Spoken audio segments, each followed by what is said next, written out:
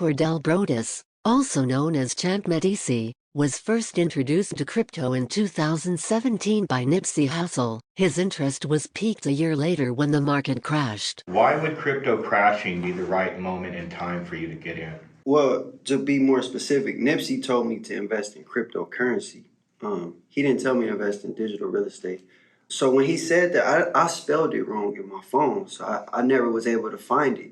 So that year later, it was like just a coincidence. When I found it, it was like, oh, the prices are fairly low now. I think it was just like a sign of, it's easier to buy in when it's low versus it's hot, and the risks of it, dropping it again are lower. So I just looked at all of that and just, jumped in and did a little bit here, did a little bit there, and just got more familiar with it because I started to notice it's just like the stock market.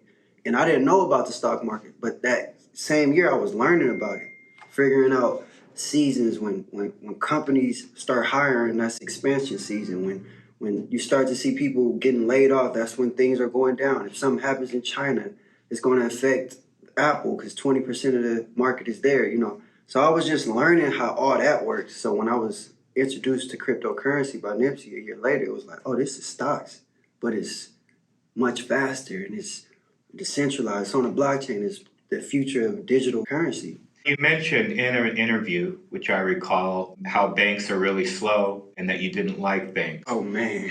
Talk about the difference for someone like you and your family, even the way that you guys deal and move with money and the complications with the bank versus crypto. Even sometimes when my mom wants to pull out some money, like a lot, everything is suspicious. She's a black woman and it's this, like, all those things that come with that. And why do you want this large amount of money? And it was just like, I would see how that process was.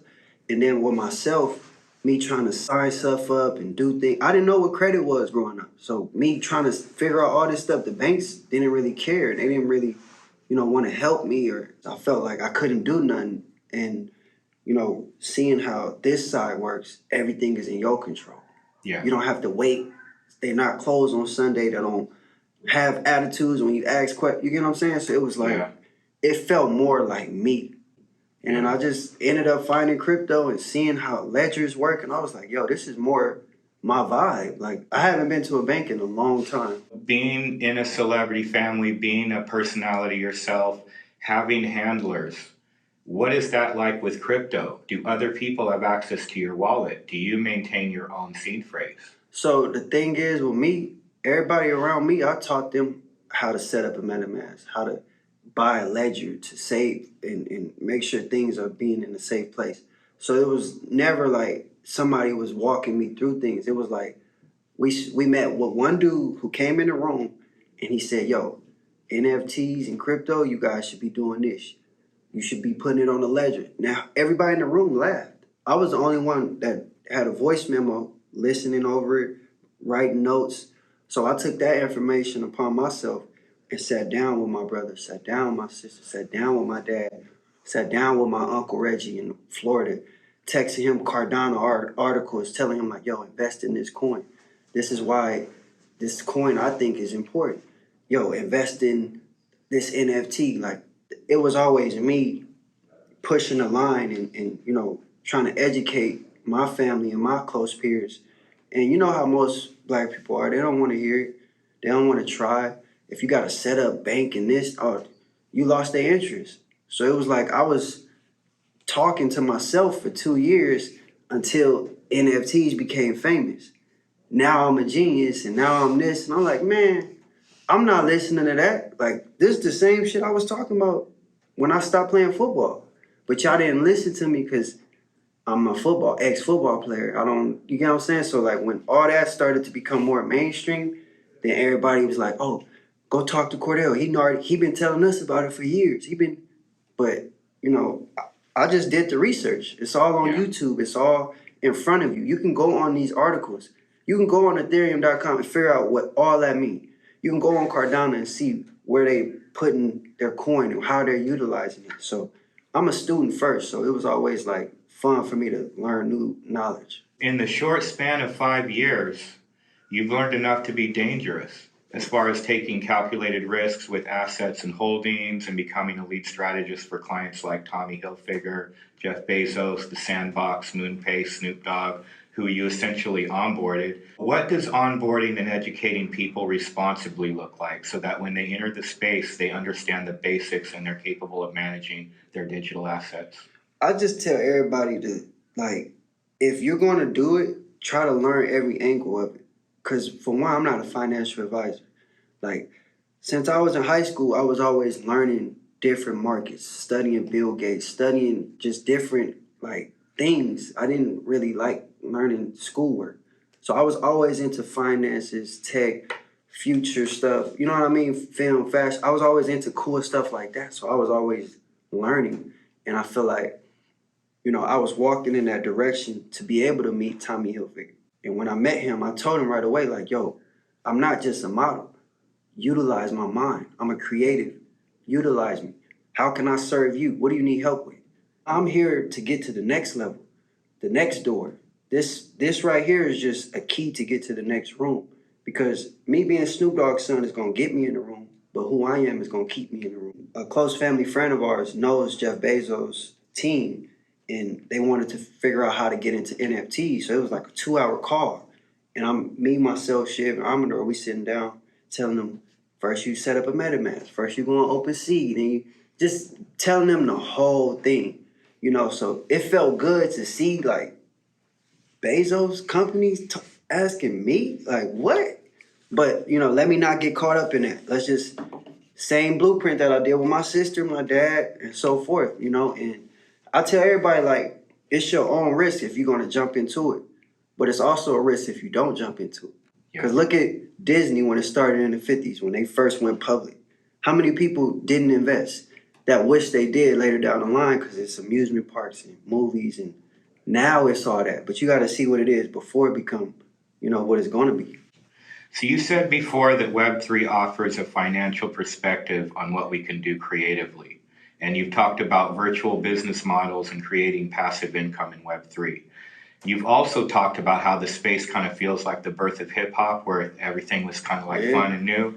So how can hip hop culture introduce crypto and the metaverse to make it feel accessible for young creators? And what role do you believe creators of color have in virtual world building? To answer all those questions, I think we, people of the culture, need to just jump in this space, and then they can figure out what suits them. Like when I first jumped in this space, I thought I was going to be doing this. I'm all the way over here now because I understand what's going on, and I'm adapting, and I understand where I'm strong at, and I understand where I'm weak at. Our culture, we so creative, and we always late to the party. This is our chance to really get in where it's an even fair playground.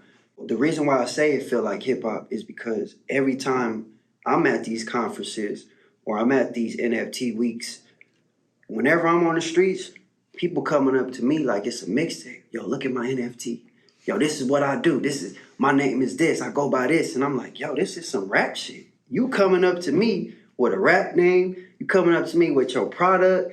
Your style is on point. I wasn't even born till 97, so I don't know what hip hop was like when it first started. But when I look at the footage and I see people in New York and see Biggie on the corner freestyling, see my dad in Long Beach freestyling with Nate Dogg, Warren G, I'm like, yo, this is the same shit we doing with these NFTs. I'm linking up with artists, graphic designers, creative people to come up with a concept that could keep people entertained and engaged. That's the same as making music. You described the vision for Snoopverse, and that's the virtual world on the sandbox. And you said it's a cross-pollinated realm where fashion, music, and gaming will all complement each other. But now that you're diving deeper and communicating your ambitions to tech developers, are we really there yet technologically? Meaning, do we still have a way to go before the things that you're envisioning to be done can actually be executed and realized? I love that question because when you look at when the first telephone came out, I don't know when, but remember how big it was? And it was just like, it wasn't seamless. To now we have iPhones with touch screens, and look at the time frame of that. Technology only gets faster. It will be in the next 5 to 10 years, depending on the innovators of the world. And when I say fashion will be, cross-pollinated in the Snoopverse, the avatars that we creating and the assets that we creating and the collaboration that's coming into the sandbox are fashion brands, beverage brands. It's many facets, and it'll all essentially help each other. All these other games are going to do that same thing, and they're going to work with other brands and, you know, try to cross-pollinate at the highest level. With so many opportunities to get into NFT projects, it's easy to spot the blue chips. I know in one interview you did say to people, hey, you know, keep an eye on some of these bigger projects and kind of follow the pedigree. I call it the pedigree of the people putting them together. Right. But I have to ask you, with very few of those projects representing people of color or creators from marginalized communities, how are you also discovering the lesser known talents? How do you keep your ear to the street for what's next and who's next? Just like I said, whenever I'm at conferences, I don't be in the VIP area. I make sure I'm in the crowd. I make sure I'm on the street. I make sure I'm in places where you can touch me and ask me questions. Because that's how I was even introduced to this space, by being amongst the people. And whenever I'm on Twitter Spaces and I'm talking to people, that's how I'm connecting. I'm seeing what's in your bio. Where did you work at prior from this? Or if you don't have a resume, who are you? What are you trying to do? What do you want to bring to this space? You know, so it all starts from just being genuine and really being interested in what others have in their mind. Because yeah, I'm creative and I got a platform, but it's like, it's not really about me, it's about we. And if more people come into this space, it will essentially help me, which will help we, you know? How can our community educate each other? Just jump in. Like, don't ask why, don't ask why does this, like, don't be like that. Just jump in, and if it don't suit you, you can say at the least you tried. I know, you know, everybody don't have the means, but it's just like going to the gym. Just go to the gym. You could even just be on the treadmill for 10 minutes and then go back home. The next day you do 11 minutes. Then the next day you do one dumbbell raise. Then the next day you in the sauna. You get what I'm saying? You get in the environment, then you can start to really tap into your senses and see like, well, this makes sense, this doesn't make sense. Something in this space has to make sense. Every business CEO, every brand is jumping and going this way. So it's like, why aren't the people? And that's why the rich get rich and the poor stay poor, because it's like, you know, a language that they don't speak and it's an action that they don't take. Talk about your initiative with Gushcloud. Gushcloud and Russell Simmons was meeting with my dad, and I'm always a fly on the wall. So I'm hearing what's going on. I walk Russell Simmons back to his car, and while I'm walking, I'm telling him like, yo, you know, I'm big on NFTs, Web3, utilize me. How can I bring service to you? This is what I tell everybody when I see him. You gotta go outside of your comfort zone. So me telling Russell Simmons like, how can you utilize me? He looked at me different. He will call me every week. He'll tell me like, yo, I got this opportunity for your dad, and I'll either shoot it down or I'll tell him they need to go this direction. And I was always just being honest, being myself. He was like, yo, you smart. You a smart nigga. Like, he'd tell me shit like that, and I'll be like, damn, that's Russell Simmons telling me that. But like, let me get back focused, let me stay on it. And then when I saw Gushcloud, I was like, my whole goal was to get to Asia. That's why I was modeling. I wanted to get to Asia. That's where everything is. So when I saw, oh, there's a way through Gushcloud. How can I have them represent me, but not me? And that's through Champ Medici. I like culture. Whatever culture you are, I want to learn about, I want to be around it, I want to take it in. And me essentially working with Gushcloud was to, you know, make that dream come true. Nice. So is Welcome to the Block your collaboration with Gushcloud? Welcome to the Block is my fund, and Gushcloud are my partners, and we essentially want to get behind people that look like ourselves, finding new builders and new creators in this space. So the fund will help to support creators, founders, innovators, anyone who has an idea?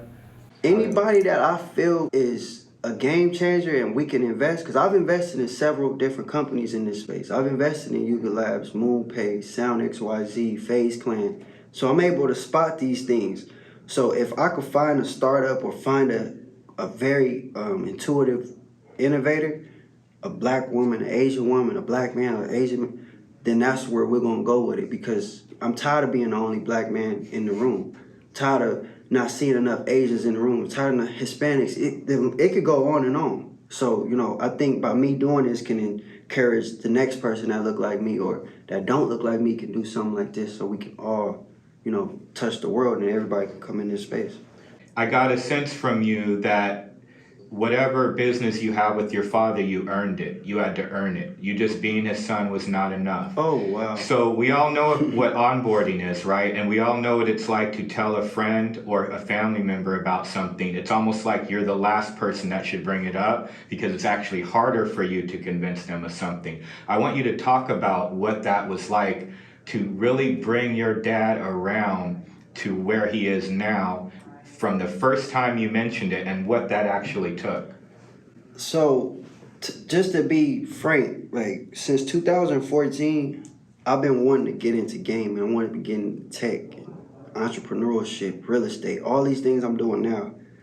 But I didn't know how to express that. Like as a young black kid, even though I'm Snoop Dogg's son, success to me was entertainment or sports. That's what black people do, that are millionaires, in my eyes growing up. And I was like, it gotta be another way, because that don't talk to my soul. Yeah, I could catch touchdowns, I could do rap songs, but that don't like touch me.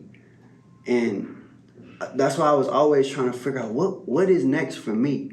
When I walked away from football, it looked like I was crazy because this is something I've done for 14, 15 years. And to get to UCLA, one of the biggest sports programs in the world, and to have potential to go to NFL and walk away, you kind of look crazy, especially if you're a celebrity son, because we tend to do things that are not normal in the public eye. Not even just speaking on how the public perceived it, but how my household perceived it. My mom made sure, like, before I did that, she was like, don't be a quitter. Don't be a quitter. And my dad, like, pressure make diamonds. When I was going through shit, I had to keep my chest up. I'm like, I hear you guys, but this not for me. Like, yeah, I could go get a $100 million contract in NFL, but that ain't making me happy. Like, do y'all hear that? I had to look at it like, well, maybe they just don't know. Instead of, F you guys, y'all don't understand me, and being a spoiled brat, I was like, nah, I'm gonna take the long route. I'm gonna go study this stuff myself, and I'm gonna show y'all. I'm gonna show you why you shouldn't be renting your building, Dad. I'm gonna show you why, Mom, you should be buying properties in Inglewood because the value going up. I'm gonna show you why you should be going into tech. I'm gonna show you why y'all should be investing into Beyond Meat and all these type of things. That was me telling them, like, and showing them, and over the time frame of 2014 to 2021, October, that's when he was like, what's up with this? What should I do next? What you doing? Come over. I'm like, what? Okay, buy Death Row, do this with NFTs, take this brand, and just going down the line. And it wasn't easy. It was hard. Like, my dad from Long Beach, he from the 70s. And he's a black man with success. Like, it's going to be hard to break through that. I don't care who you are. In his mind, he didn't figure it out. Like, he came from the projects to the Snoop Dogg. Like, he's figured it out. And, through that was not an easy journey. So me saying, y'all want to work for you, that sounds easy to him. Versus me doing all that I did and him seeing, oh, you thought of that, Sam? Oh, you thought of this? Oh, you thought... Wait a minute. Did he want to hire you? Shaq want to hire you for NFT? No. You my son. You working with me. Dad, this is what I wanted. Let's go. Like, what was you waiting on? Like, I'm not tripping off of that. It's about the family generational wealth so we can pass this shit down to my kids. And they know Snoop Dogg was a hell of a businessman and a rapper. Not just a rapper. Why I can't be a doctor? Why I can't be a lawyer? And it's because this is how society views us. So now me trying to take this journey is so we can get a different light of representation, and young kids that's not as fortunate as me can start early to get to that point. Because I got lucky by starting at 17, 18 and having finances around me and not having to worry about a lot of things that other black teenagers have to worry about, which is why I feel like I was able to get to this point. But, you know, I know life is real, and I want to show others that, you know, y'all can start younger than me. If you believe in something, do that shit now. If your parents don't believe it, show them through other people, and it'll all make sense later down the line. I heard somewhere that you're married with 3 kids, bro. Yeah. So at 53, I feel like I should be asking you life advice at this point. I went out of my way for this interview because I knew that this is going to be iconic. I know that we're going to look back 10 years from now, we're going to look at this interview. And I felt it was really important. So thank you very much. Thank you. Thank you for watching Champ Medici in conversation with Skid Row Crypto.